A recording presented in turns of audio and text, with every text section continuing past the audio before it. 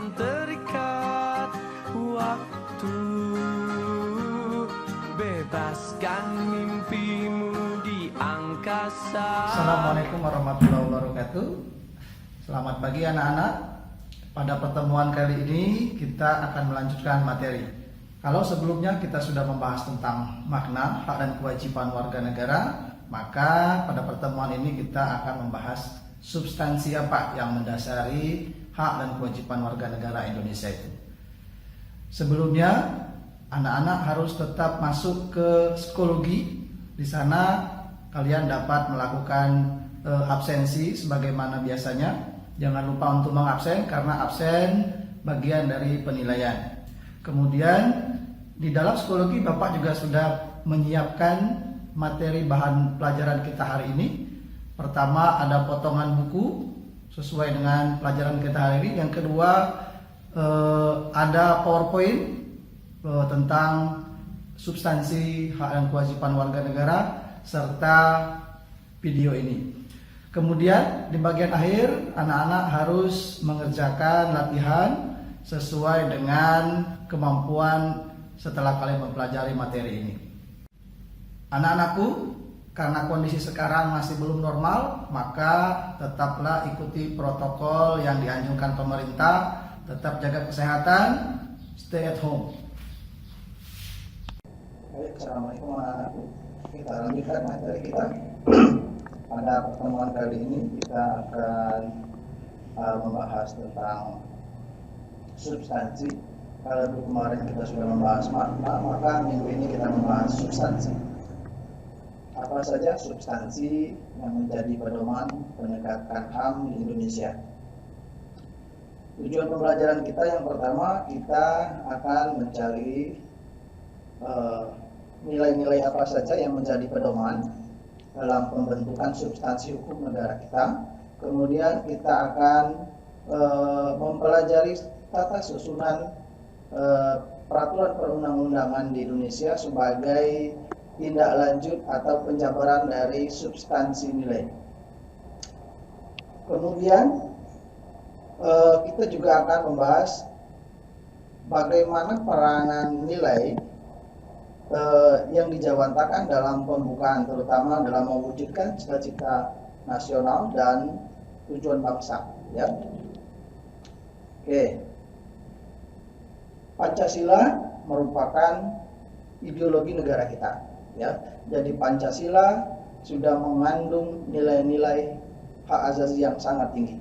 Walaupun Undang-Undang HAM baru muncul di tahun 1999, tetapi Pancasila sejak didirikan di Indonesia sudah memuat nilai-nilai HAM sebagaimana yang dituangkan dalam setiap silanya. Dalam pelaksanaan kehidupan kita, nilai-nilai yang terkandung di negara Indonesia itu adalah nilai-nilai yang sejalan dengan ideologi negara.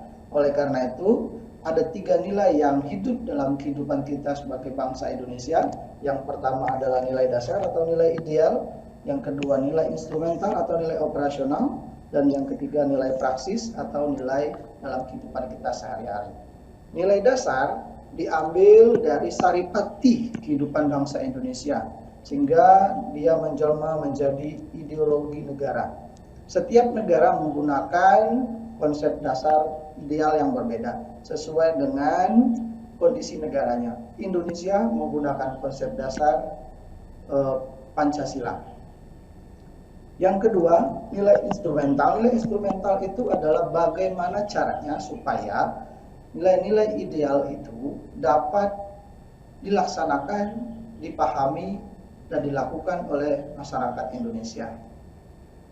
Tetapi nilai instrumental masih butuh penjelasan lebih lanjut sampai ke detail, sehingga nilai instrumental berupa susunan peraturan perundang-undangan agar dapat dilaksanakan atau dapat dipraksiskan oleh masyarakat dalam kehidupan berbangsa dan bernegara.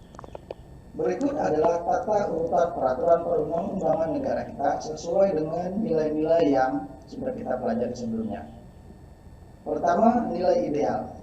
Nilai ideal adalah nilai yang ada di dalam Pancasila, sifatnya dasar. Tata urutan peraturan perundang-undangan di negara kita ada dua yang sering menjadi pembahasan.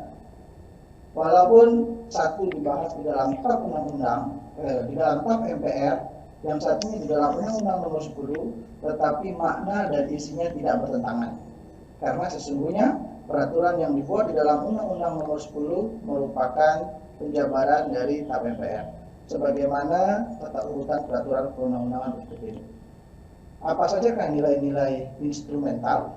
Ini adalah nilai-nilai instrumental.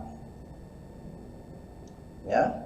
Nah, jadi jika Pancasila adalah nilai ideal, maka mulai dari Undang-Undang Dasar dilanjutkan dalam TAP MPR, kemudian Undang-Undang, Perpu atau Peraturan Pemerintah Pengganti Undang-Undang, PP, Perpres atau Kepres, sampai ke Perda, itu disebut sebagai nilai instrumental atau nilai operasional. Kesemua peraturan ini merupakan penjabaran dari nilai ideal atau Pancasila. Perda bahkan bisa sampai ke peraturan terkecil atau peraturan desa atau peraturan RT. Ya. Jadi nilai instrumental itu adalah seluruh peraturan perundang-undangan di negara kita. Bagaimana dengan nilai praksis? Nilai praksis adalah semua hal yang kita lakukan dalam kehidupan sehari-hari sehingga kita mengetahui mana yang boleh dilakukan, mana yang tidak boleh dilakukan. Itulah nilai praksis. Mengambil hak milik orang lain berarti kita melanggar nilai-nilai praksis. Kita melanggar nilai praksis, maka kita juga melanggar nilai instrumental. Jika kita melanggar nilai instrumental, berarti kita juga melanggar nilai ideal.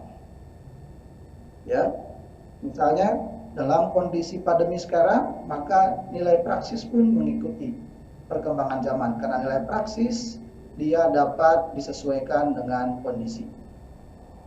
Kondisi pandemi kita harus menggunakan masker, harus rajin mencuci dan membersihkan tangan, tidak berkerumun dan menjaga jarak. Itu merupakan bentuk nilai praksis yang muncul di zaman pandemi. Jika kita tidak mematuhi, maka kita beresiko tertular atau bahkan menularkan. Oke. Di dalam nilai ideal terkandung cita-cita dan tujuan negara. Ya, tentu peserta didik paham, mengetahui apa cita-cita dan tujuan negara kita. Ada di mana cita-cita dan tujuan negara kita. Kemudian nilai-nilai HAM yang ada pada nilai ideal itu tidak berubah meskipun tidak ada nilai instrumental. Jadi misal sila ketuhanan yang Maha Esa akan tetap dijadikan pedoman berkehidupan berbangsa dan negara walaupun tidak ada undang-undang yang mengaturnya. Karena nilai-nilai ideal hidup dalam kehidupan masyarakat Indonesia tanpa diatur secara detail sekalipun. Oke. Di manakah cita-cita negara? Cita-cita negara kita dituangkan secara dasar di pembukaan Undang-Undang Dasar alinea kedua. Sedangkan tujuan negara kita dituangkan di alinea keempat pembukaan Undang-Undang Dasar. Oleh karena itu anak-anakku, teruslah belajar walaupun dalam kondisi seperti ini, karena belajar merupakan kebutuhan dasar sebagai manusia. Karena belajar adalah hak kita sebagai manusia, sebagai warga negara. Anak-anakku, itulah tadi materi kita hari ini. Semoga apa yang kita lakukan hari ini tidak mengurangi makna belajar untuk kita, karena belajar untuk masa depan kita. Sampai jumpa minggu depan.